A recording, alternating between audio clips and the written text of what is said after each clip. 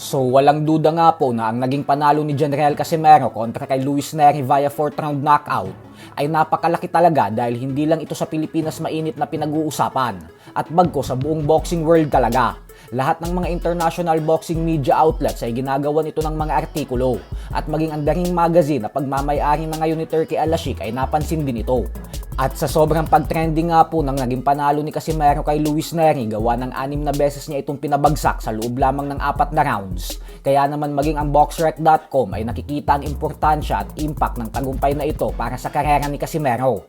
At dahil dyan, kaya naman agad silang nag-update sa rankings nila at nagdesisyon na ilagay si Casimero sa number 1 rankings ng Best Active Fighter sa buong Pilipinas. Makikita natin dito na nakaupo na si Casimero bilang number 1 Best Pinoy Active Boxer, habang pangalawa naman si Mark Magnifico Magsayo, pangatlo ang IBF Minimum Weight World Champion na si Pedro Taduran, pang-apat si Carl James Martin, at panglima naman si Kenneth Lover. Isang patunay lamang ito na kahit walang titulo si Casimero ay nakikita pa din ng BoxRec ang tunay na galing nito nang dahil sa kalibre at pangalan ng mga pinataob niya.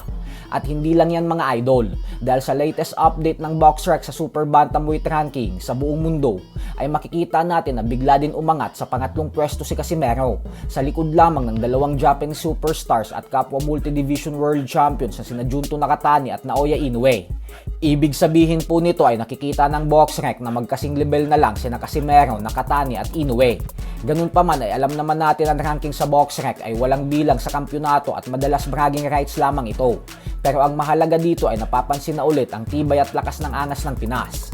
Dahil aminin natin na noong nawalan siya ng titulo ay medyo lumubog ang kanyang career. Pero nang dahil sa panalo niya kay Luis Nery ay biglang uminit ulit ang kanyang pangalan. Ang kailangan na lang talaga ngayon ay maipasok ang pangalan ni Casimero sa world rankings ng isa sa 4 na major sanctioning bodies ng boxing. Sa kabilang banda naman mga idol ay matapos nga pong maghamon ni Alan David Picasso kay Casimero kahapon, kung saan agad naman itong pinalaga ni Casimero, ay tila agad nga pong nag-ensayo at nagpakondisyon si Picasso. Nag-post po ito sa kanyang official Facebook page na nagja-jogging na siya at may caption na kahit wala pa daw siyang laban ay nag-e-ensayo siya upang masiguro na lagi siyang handa kapag may dumating na oportunidad sa kanya.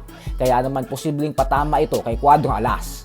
Samantala, tila mukhang hindi na nga po talaga uusad ang potensyal na sagupaan sa pagitan ng dalawang undefeated champions na sila Devin Haney at Shakur Stevenson. Ito po ay dahil hindi nagkakasundo ang magkabilang kampo sa negosasyon. Ang gusto po kasi ni Stevenson ay magkaroon ng rehydration clause sa kontrata para kay Haney upang hindi daw siya madehado sa timbang. Habang si Haney naman ay may kondisyon na dapat umakyat si Stevenson sa 147-pound welterweight division para doon sila maglaban. Pero pareho po ang dalawa na ayaw sundin ang kondisyon na binigay ng isa't isa. Kaya malabo na talaga itong maglaban. So hanggang dito na lang po muna tayo mga idol.